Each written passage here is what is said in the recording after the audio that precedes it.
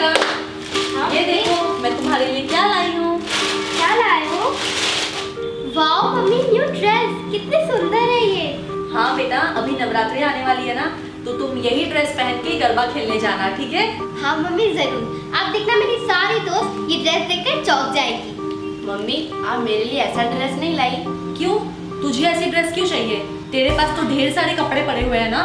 लेकिन मम्मी मुझे भी नवरात्रि में गरबा खेलना बहुत अच्छा लगता है, तो आप मेरे लिए भी एक ऐसी ड्रेस लाओ ना। कोई जरूरत नहीं है तुझे नवरात्रि में गरबा खेलने की।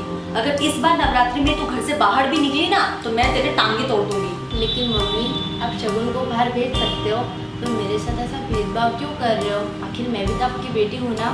अभी तेरे फालतू के सवाल जवाब करने के लिए मेरे पास टाइम नहीं है, और घर में इतने सारे काम पड़े हैं, वो कौन करेगा?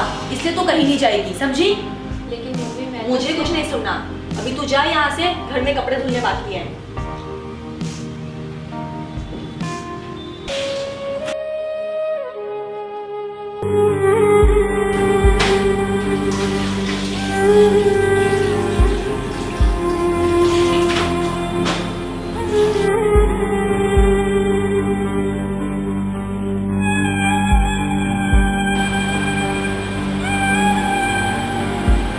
गोरी राधा ने कालो खान गरबे घूमे भूली भान।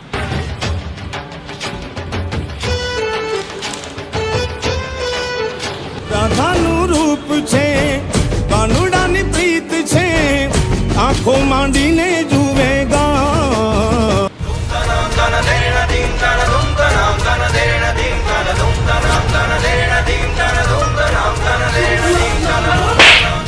किसको पूछ के तू यहाँ पे आई? घर के काम कौन करेगा? मम्मी मैं घर का काम ही कर रही थी, मैंने गरबे की आवाज़ सुनी और मैं अपने आप को रोक नहीं पाई, इसलिए मैं सिर्फ देखने आई थी।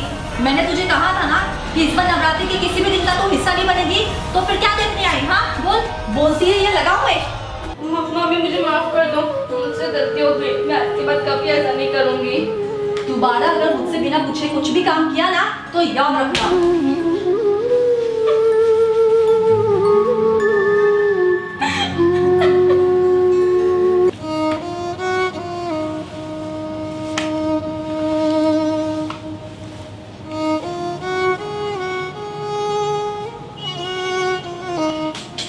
शगुन बेटा, ये देखो तुम्हारे लिए नवरात्रि के लिए मैं नया तोहफा लेकर आई हूँ। Wow new dandiya, thank you mummy. ये तू क्या आंखें फाड़ फाड़ के देख रही है? तुझे कुछ खरीद के नहीं दिया तो मेरी बेटी की चीजों पे नजर डाल रही है? नहीं मम्मी मैंने कुछ नहीं देखा। हाँ मम्मी, अगर आप मेरे लिए नए डांडिया और कपड़े लाए तो फिर दीदी के लिए क्यों नहीं लाए? आखिर वो भी तो आपकी बेटी है ना, और मेरी बड़ी बहन भी है। शगुन खबरदार, अगर तूने इसकी वकालत की ना तो मुझसे बुरा कोई नहीं होगा, समझी? मम्मी मैंने बहुत बार नोटिस किया है, आपको सुहानी दीदी से पता नहीं क्या प्रॉब्लम है। आखिर आप उनको अपनी बेटी क्यों नहीं मानती? देख शगुन, मेरे सामने जबान मत चला, वरना इसका अंजाम अच्छा नहीं होगा। और मम्मी आप भी मेरी एक बात सुन लो, हर त्योहार आने पर आप सुहानी दीदी के साथ ऐसा ही बर्ताव करते हो, लेकिन इस नवरात्रि मैं ऐसा नहीं होने दूंगी।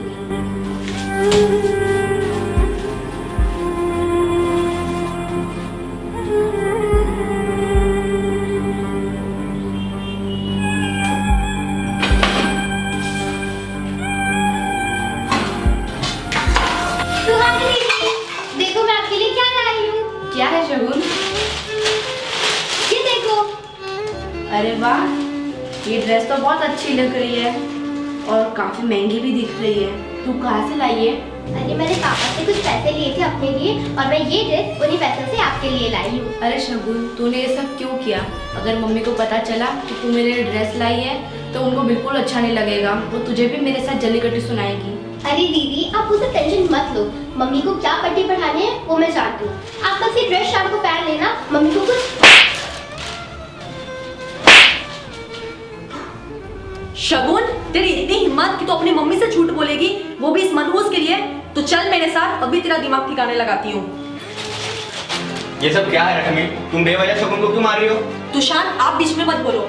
आजकल ये आपकी लाडली बेटी की बहुत तरफदारी कर रही है और मुझसे झूठ बोल के इसलिए नए कपड़े भी लेकर आई। अरे तो उसमें क्या हुआ रश्मि? सुहानी आखिर शगुन की भी तो बहन है और हमारी बेटी है, और उसने अगर उसके लिए ड्रेस ले लिया तो कौन सा बहुत बड़ा पाप कर दिया? और मैंने ही उसे पैसे दिए थे ड्रेस लेने के लिए, अब बोलो। अच्छा, तो ये आप लोगों की मिली भगत है? हटिए यहाँ से, मैं आपसे भी देख लूंगी। अरे पापा, अब हम क्या करेंगे? कोई बात नहीं, तुम्हारी मम्मी भी बात धीरे धीरे समझ जाएगी। ये ड्रेस उसे दे दो। चलो।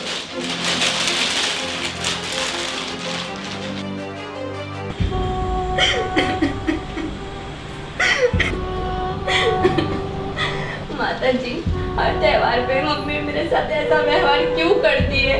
आज नवरात्रि का 8वां दिन है और अभी तक मैं आपके घर में नहीं खेलने आ पाई। दीदी, आप रो मत। देखना माता जी सब कुछ ठीक कर देगी। कल नवरात्रि का आखिरी दिन है, लेकिन आप जरूर गरबा खेलने जाओगे। ए रुक, हाँ बोलो मम्मी। कहाँ जा रही है? मैं वो सोसाइटी में गरबा देखने जा रही हूँ। क्या गरबा देखने जा रही है? इधर आ तू। किसको पूछ के तू गरबा देखने जा रही है? तुझे मना किया था ना मैंने। मम्मी प्लीज मुझे जाने दो ना। अरे तू पागल है क्या? पहला दिन हो या आखिरी दिन हो, तुझे नवरात्रि में गरबा खेलने जाना ही नहीं है। चल चुपचाप से बैठ यहाँ, वरना एक लगाऊंगी। मम्मी, जब भी त्योहार आता है आप मेरे साथ में ऐसा ही बर्ताव करते हो। आपने मुझे गणेश चतुर्थी पे भी नहीं जाने दिया था, लेकिन इस बार तो मैं जाकर ही रहूंगी। अच्छा, तो तू मेरे खिलाफ जाके नवरात्रि में गरबा देखने जाएगी? अभी तुझे सबक सिखाती हूँ। रुक जाओ रश्मि, ये क्या लगा रखा है तुमने? तुषार, आप बीच में मत आइए। ये मेरे खिलाफ जाके नवरात्रि में गरबा देखने जा रही है। अरे वो गरबा देखने जाए कि खेलने जाए, उसमें तुम्हें क्या दिक्कत है? और बार बार हर त्योहार के पहले तुम इससे इतना भेदभाव क्यों करती हो? तुषार, आपको पता है जब भी त्योहार आता है तो सुहानी त्योहारों में इतना घुल मिल जाती है कि जब उसके बाद उसके एग्जाम्स आते हैं तो वो बिल्कुल भी पढ़ाई नहीं करती है और हमेशा पुआ परफॉर्म करती है। और इसी डर से मैं सुहानी को जाने नहीं देती हूँ और शगुन को इसलिए जाने देती हूँ क्योंकि वो पढ़ाई के साथ साथ त्यौहार और एक्टिविटीज सब में अच्छे से मैनेज कर लेती है।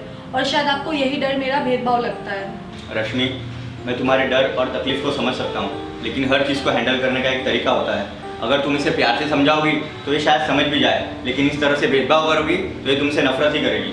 आप सही कह रहे हैं। अगर मैं सुहानी को गुस्से की जगह पे अगर प्यार से समझाती तो वो जल्दी समझ जाती। सुहानी बेटा, प्लीज़ माफ़ कर दो मुझे। आज के बाद मैं तुम्हारे साथ कभी भी भेदभाव नहीं करूँगी। और बेटा, तुम अभी गरबा देखने भी जा सकती हो और खेलने भी जा सकती हो। मम्मी, मुझे आपसे कोई शिकायत नहीं है और मुझे सुन के अच्छा लगा कि आपको मेरी पढ़ाई की इतनी ज़्यादा चिंता है। चलो दीदी, अब हम लोग रेडी होके गरबा खेलने चलते हैं।